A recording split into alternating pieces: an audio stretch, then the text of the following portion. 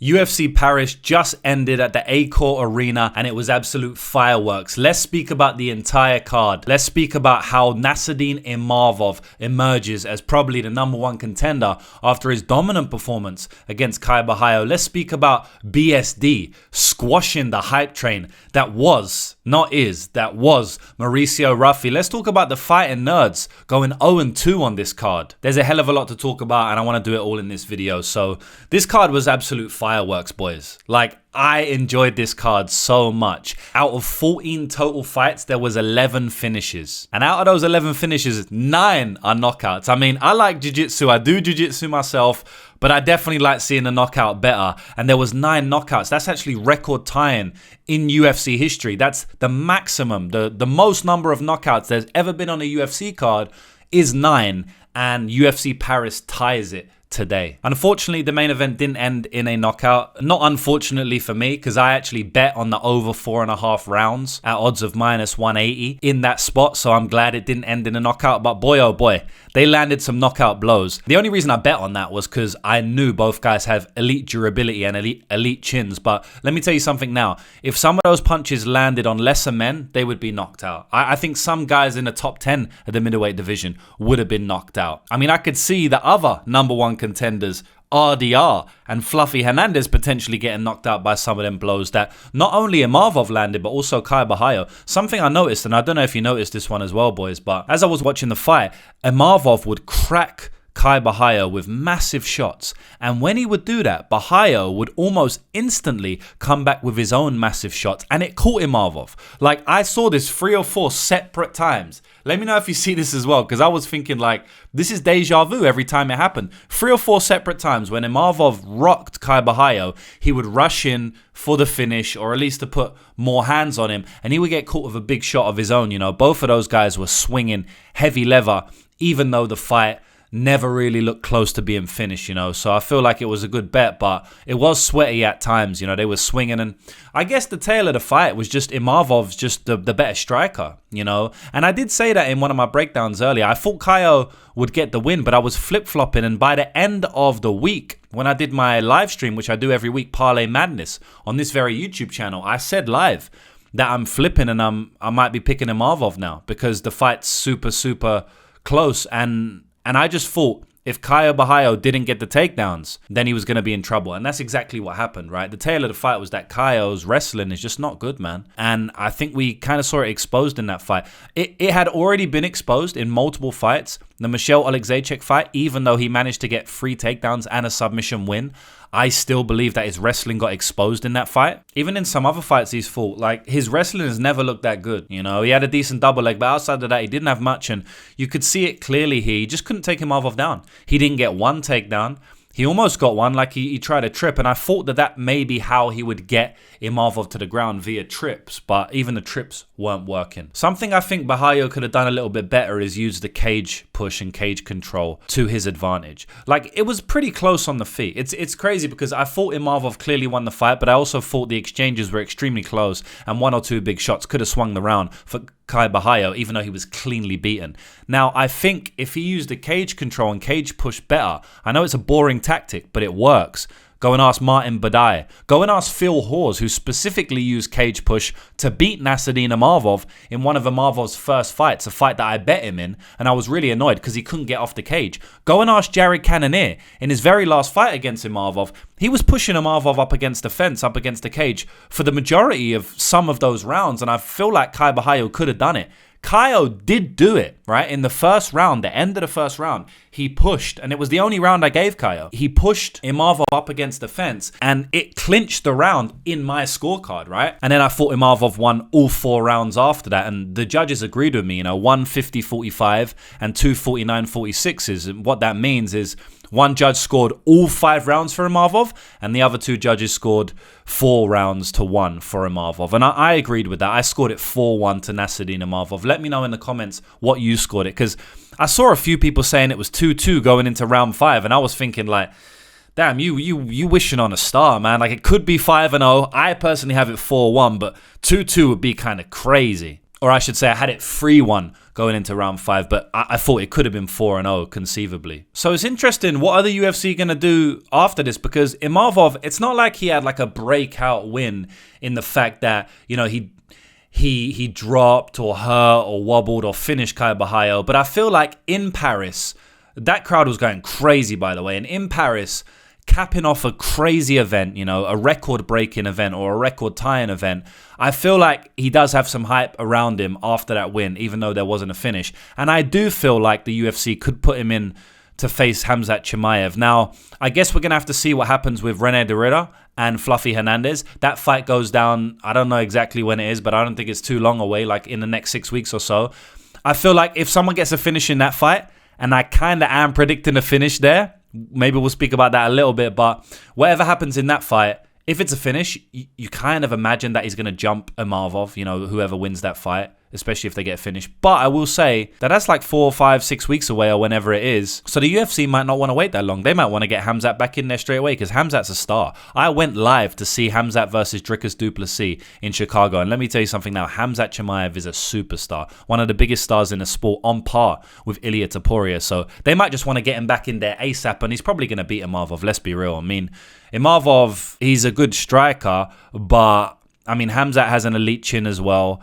And I just don't really see someone like Imavov stopping the takedowns of Khamzat Chimaev. I mean, Chimaev is an absolute beast. So I'm picking Chimaev in that fight quite confidently. In fact, I would have actually given Kai Borralho a better chance against Khamzat Chimaev than I am with Nassourdine Imavov. The only thing I'll say is that Nassourdine Imavov has more of a chance to knock him out, which might be the only way you can beat Khamzat, just to turn his lights off, because that guy's never going to stop coming. That guy's never going to stop pushing forward and shooting takedowns. But yeah, I'm definitely picking at Chimaev over Imavov, but who knows if that fight will even take place. Maybe they give it to RDR versus Fluffy Hernandez. Like I said, that's probably going to be fireworks. That's probably going to be a finish. I mean, RDR is probably going to submit Fluffy or knee him to the body, and Fluffy's going to quit because he broke his rib or some shit. Or Fluffy's going to take RDR to the swamp and submit him late or ground and pound him late like he does to everyone. So yeah, I could see that fight producing the next contender, but, you know, the UFC sometimes does some crazy things, so we'll see. Imavov did call out Chimaev, or he said, I am next, I believe, in a post-fight speech, so yeah, we'll see what happens. Someone who almost stole the show, Benoit Saint Denis. Man, like, I honestly thought Ruffy was going to knock him out. You know, it wasn't like the main event. I wasn't flip-flopping on that fight. You know, I did flip-flop on the Imavov fight. Like, I was picking Borralho earlier in the week, and then I switched to Imavov, and then I went back to Borralho, and I didn't really know what would happen. I thought it would be a close fight, and I just bet the over 4.5 rounds. But I thought Ruffy was going to knock him out. Now, I didn't bet on Ruffy because, I mean, he was minus 200 odds. Even when it dropped down to minus 150, we never, in my pre-fight breakdown to all my members, I wrote, like, we never knew if Mauricio Ruffy can deal with the storm that BSD will bring. Because I rewatched the Poirier fight, right? Dustin Poirier. And I was like, BSD brings a crazy storm, man. I don't know if Ruffy's going to be able to handle that. But I wasn't confident to bet BSD either. Because I did think ultimately Ruffy was going to knock him out. But bro, he was never close. He was never... I think he kind of dropped BSD at one point. Do you remember that? Like, I don't know what it was. Maybe not a drop, but like he wobbled him at one point. I don't know. Something happened. But yeah, outside of that, I mean, he got ran through, bro. Like, BSD ran through that guy. Like, he made him look like a bum almost, you know. He made him look like a regional scene guy. And BSD will do that. You know, if you don't beat BSD, he's going to make you look like a bum. I mean, let's go back and look at his career. You know, Kyle Prepelec, he ran through him. Mauricio Ruffy, he ran through him. Ishmael Bonfim, he ran through him. Gabriel Miranda. Like, when he gets a win, he runs through you. When he loses quite brutally. Elizeu Zaleski dos Santos, Dustin Poirier, knocked unconscious. Renato Moicano, face busted up. Like, he loses really badly, but he wins really badly as well. So anytime BSD fights, no matter who wins, the person who does it is going to look either dominant or at least the finish is going to look brutal, right? Like, BSD looked kind of dominant against Dustin and then got absolutely slumped. I've been a big BSD guy, you know. I've never bet against the guy and I've bet on him multiple times. I passed on this fight because I was worried about his strike and defense, but it didn't matter. He just put such a crazy, hellacious pace, pressure, storm on you that if you don't land the perfect shot or if you don't have crazy experience like Dustin Poirier, or crazy size advantage like Elizeu Zaleski dos Santos, or a crazy fortunate start like Renato Moicano, then he's just going to blow you over, man. You just can't defend the storm that BSD brings. It's very hard. So I'm very interested to see his run in the lightweight division. I genuinely believe he can make another run. The Poirier fight was just too much too soon for him. And also, you know, he had staph infection going into that fight. Right, I'm not sure exactly how it affected him, but he did gas out bad in that fight. Now, he kind of does tire to some degree because he fights at crazy pace, but he usually pushes through. In that fight, I don't know whether it's because he didn't push through or just because he got caught with some perfect shots by Dustin Poirier. I mean, I'll leave that up to you guys to decide. You know, I'm not going to make a comment, but I think he can make a run right now. I think he runs through Justin Gaethje. I genuinely feel that BSD probably submits Justin Gaethje. I would love to see the Beneil Dariush fight. I honestly feel like he probably gets a knockout. He probably gets a knockout on the feet against Beneil Dariush, just like he did against Matt Frevola. You know, Matt Frevola, Beneil Dariush, these are very unique fighters in that they can actually weather the wrestling storm of BSD, but the issue is they don't really have great chins. So can they weather the crazy punch or head kick storm? A lot of people would say no. I would say that Beneil Dariush versus BSD is a great fight. I do kind of want to see that. I kind of want to see Beneil retire, to be honest, like especially retire on a win after his last fight, but I actually want to see that Beneil Dariush versus Benoit Saint-Denis fight. Like if Beneil Dariush is not going to retire, then give me the BSD fight, because he's got the perfect style to stop BSD. Like BSD's not taking him down, taking his back and controlling him. I'm pretty confident in that. But on the feet, you know, Beneil's better on the feet, I feel like. But I think BSD can just crack him on the feet, man. But it will be a good fight. The line will be competitive. And I feel like it'll be a good fight regardless, you know. You know what else I would love to see? Benoit Saint-Denis versus Chris Duncan. That would be a banger of a fight. I don't know if they're going to do that. I mean, I think it's possible. You know, Benoit Saint-Denis is ranked in the top 15. Chris Duncan deserves a top 15 guy. And let me tell you something now. You can't grapple Chris Duncan, man. Chris Duncan is very hard to take down and hold down. Manuel Torres did do it, but man, he put his all into that. And Manuel Torres is like a round one fighter where he just puts everything, all his athleticism in round one. So BSD versus Chris Duncan will be a great fight. I would love to see that one. Like, I think that's a very, very competitive fight. And Chris is, again, one of the unique guys who can probably stop a lot of BSD's takedowns and actually make him work and crack him on the feet. So, I mean, that would be like a delightful fight.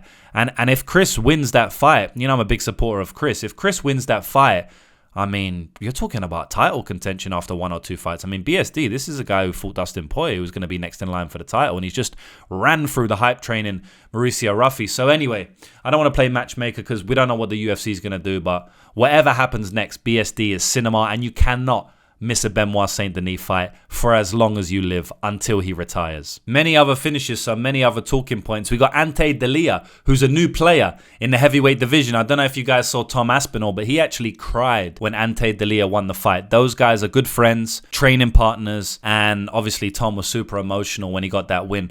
I'll say this about Ante Delia, and it's exactly what I said in my pre-fight breakdown, and it's exactly what I said to all my VIP members, and exactly why the reason we bet Ante Delia is that guy has fast hands for a heavyweight, man. Fast hands for a heavyweight. You can tell he trains with Tom Aspinall. I mean, bro, some of the shots he was slinging at Marcin Tybora's head, I was like, damn, guy, like, damn, bro, like, you better get out of the way, Marcin. And then he kind of got out of the way for a bit, and then all it took was one shot. One shot came through. It was a weird shot. It was like a screw shot uppercut or something. I'd have to go and see that one again. I'd have to rewatch that because it was like a weird uppercut type shot. But man, I bet on Ante Delia for that reason. Like, I knew he was going to crack Marcin early. Like, I literally bet on the KO in round one as well. So we cashed that as well. So shout out to all my VIP members. But that was a crazy, crazy performance. Like, I kind of knew it would happen, but bro, like, to come into the UFC heavyweight division and fight someone who's ranked in the top 10, I'm pretty sure he's ranked in the top 10. And to get a knockout like that on your UFC debut, man, not all UFC debuts are created equal. And I'm glad, because this is going to put to bed the stupid opinions of everyone on social media that says you have to fade everyone making their UFC debut. It's so crazy, boys, because I literally made a video 6 years ago. 6 years, right? Before it was cool, before anyone knew anything about UFC debuts, saying, just to give education out for free, to say when fighters are making their UFC debuts, they often underperform. But because it's happened so much lately, Patchy Mix, Aaron Pico, Pitbull, right? Now everyone just parrots it. All the casuals parrot it like it's a rule that you have to swear by. No. Each matchup is different. Ante Delia is a veteran of the game. He's won over $1 million in PFL. Like, the guy's not just some random guy that's going to get scared of his UFC debut. I feel like you can't just say every UFC fighter or every fighter making their UFC debut is going to underperform. It doesn't always happen. As we've seen with Ante Delia this week, as we've seen with Axel Sola this week as well. You know, Ruchala who fought Gomes didn't underperform. That was who he is. You know, that was who I always thought he would be. I knew it would be kind of a close, kind of a gritty fight. If he could get top control, he can make things work. And I feel like all of those guys were all making their UFC debuts and they all perform well. So, yeah, let's just pump the brakes on this. Every fighter making their UFC debut is going to lose. I mean, Ante proved it, right? So, man, Ante's right in there now. Ante fights a couple of fights and he's next in line for the Tom Aspinall shot. I know those guys would never fight each other. They literally train together every single day. But, I mean, who are you going to give Ante next? Like, I don't really know. I honestly see Ante getting like a high-ranking contender, maybe like Jolton Almeida or Sergey Pavlovich or someone, because Marcin Tybura, like I said, he's top 10. Like heavyweight, you need 1 or 2 good wins and you're instantly in the title picture. If Ante fights Jolton Almeida and beats him, he's next in line. You know, or at least the second in line. If he fights Curtis Blades and wins, he's next in line. If he fights Sergey and wins, he's next in line. It's kind of funny how you can just come into the heavyweight division, win one fight, and now you're next in line. That's how shallow the heavyweight division is. Speak about the heavyweight division, someone who really benefited from moving up in weight to become a bit more heavier in weight was Sam Patterson. This guy's now on a 4-fight win streak after moving up to 170 pounds. Undefeated at 170, knocked out Trey Waters. We need to give him a high level of competition now. We need to give Sam Patterson an actual, if not ranked guy, fringe ranked guy. Like he needs a top 20 fighter right now. Sam Patterson, he needs to go right now. There's no need to stunt his growth. There's no need to, test him out a little bit more. I mean, he's on a 4-fight win streak, all finishes, undefeated at 170. Let's get him in there with someone, top 20, top 15 even. I wouldn't mind him getting a Kevin Holland, a Daniel Rodriguez, a Gabriel Bonfim, Stephen Wonderboy Thompson. I don't mind him getting one of those fights. Definitely not the upper echelon of the division yet, but that 10 to 20 ranking spot, that's up for grabs for Sam Patterson. Sam Patterson could fight Kevin Holland and beat him tomorrow. Why not? Sam Patterson could beat Daniel Rodriguez. These guys are ranked 15 and 13 in the world. I think Sam Patterson is deserving of that fight. One thing I'll say about Sam Patterson is he needs to move his head, man. And I don't think he ever will because that's his style. Certain people just have flaws in general. Like, who can I think of? Mauricio Ruffy, I guess his flaw is the grappling defense, or the cardio, whatever it may be. Like, everyone's got flaws. So I feel like this is probably going to be a flaw forever, but he can definitely improve it a little bit. Sam Patterson needs to move his head because he was getting cracked big by Trey Waters. He's already been knocked out by, Ashmus, and I just don't like his striking defense. He's got that tall man striking defense that's spoken about a lot, and I think Sam Patterson, as he makes his way up the rankings, he's going to get knocked out. That's what I truly believe. I'll be rooting for him. He's an English boy. I'll definitely be rooting for him. But the same way I'm saying he could beat Kevin Holland tomorrow, I think Kevin Holland could knock him out tomorrow, just with his straight punches. So definitely feel like Sam is a good fighter. I think he's got good jiu-jitsu, which he hasn't shown in recent fights because he's just knocking everyone out in round 1. So that's going to, pay dividends, especially if he steps up the rankings against some of these fighters who, maybe have shaky takedown defense or are not that good on the ground like Kevin Holland or Daniel Rodriguez, as I mentioned. But he definitely needs to be careful because those guys are pretty decent strikers and they can put the paws on him just like he did to Danny Barlow and Trey Waters. And man, Trey Waters caught him a couple of times and I wasn't really liking the head movement of Sam Patterson there. So yeah, be interested to see who he fights next, but he's definitely still, he definitely still has some of his game to improve. We had probably fight of the night in Mason Jones versus Balaji Oki. Like, do you agree that was fight of the night? I mean, what else is fight of the night? That was definitely fight of the night.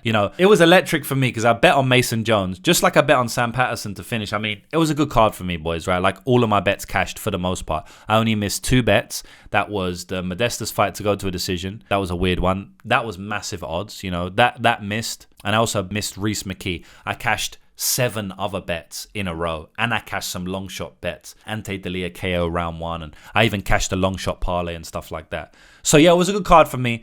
We did cash on Mason Jones. So it was even more of an electric fight. Because at one point I was like, no, it's so over. And then the next point I was like, damn, we are so back. Honestly, after Mason Jones survived, and by the way, he didn't just survive, like, he used really, really good guard work to survive. Go back and watch that one, boys. Oki knocked him down, had him hurt, had him wobbled, pounced him for the finish, but he couldn't finish him. Why? Because he couldn't get past Mason Jones's guard. He couldn't get past the legs of Mason Jones. And I think that's what people will not really realize. I think people watching that fight like, oh yeah, he just survived, he got lucky. Nah, he didn't get lucky, man. he didn't get lucky. Like, yeah, obviously, anytime you get dropped, like, you can get finished, so there's some luck element to it. But he had a really good guard. He stayed patient. He weathered the storm. He ended up hurting Oki in that same round, round 1. He ended up getting a Kimura in round 1. I thought he might finish it at some point, and then in round 2, he took him down. That was a crazy slam as well, by the way. Like, what the hell? That takedown was mad. And then he dominated him from top position, you know. So, yeah, I was happy to cash that one. Mason Jones, the clear side.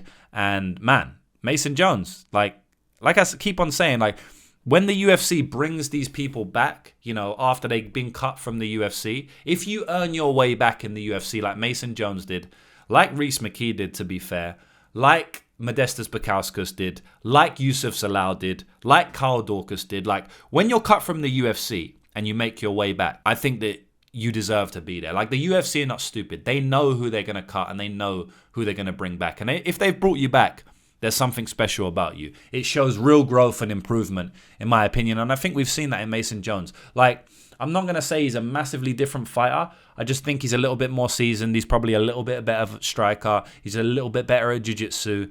He's a little bit better at knowing when to take down versus when to strike. Like, he's just improved a bit. And he was always a good fighter anyway. I don't think he deserved to cut him. But, yeah, I'm excited to see Mason Jones move up the division now. Because he's a fun fighter. He's an action fighter. He's never in a bad fight. Give him BSD. Look, boys, I'm not a matchmaker. I know people are like, you got to give BSD a higher guy. Like, I understand. But I can call for what I want. And I want Mason Jones versus BSD. I'm sorry, boys. Like, I want that fight. That will be a crazy fight. Could you imagine BSD versus Mason Jones? Boys, if I was Dana White, if I was a matchmaker, I'm telling you now, I would fuck up the UFC. Because I would just be putting on these crazy fights. But they would be bangers, right? So, yeah, I wouldn't go by the rankings and stuff, but they would be bangers. And obviously, I'm not going to make a bum fighter a good fighter. So, you know, it wouldn't be that bad. But I would just match up. I'll be like, all right, BSD, you're fighting Mason Jones. I just saw you both fight on the same night, and you know, you was both in bangers, so now you're fighting each other. One thing we do have to mention as well, I mean, there's a lot to mention, but something I definitely have to say in this video is happy retirement to Paul Craig. You're a legend. You ended up beating 3 UFC champions. That's Jamal Hill, that's Magomed Ankalaev, and that's Mauricio Gunhua. So I don't understand how Paul Craig has the wins that he has. I mean, he's the only man to beat Magomed Ankalaev in the UFC. You know, one of the few to beat Jamal Hill when Jamal was in his prime, by the way. Like, this guy has crazy wins for the skill set he has. So shout out to Paul Craig. He always brings it. He doesn't have the best skill set, but he has a lot of heart. He never quits on himself. And yeah, I just want to give a big shout out to Paul Craig. Thank you for the memories. And I hope that your retirement brings you everything that you want. But yeah, very excited for the next card now, boys. Paris was a banger. And next week's card, we have Gene Silva versus Diego Lopez. I already have a breakdown video out for that card on my YouTube channel, so you can see my picks and predictions for that card. The video is up already, so just hit my YouTube channel for that. I'll leave the video up right now so you can watch it next and cash out with me. You know, we've been cashing this year. So peace out, boys.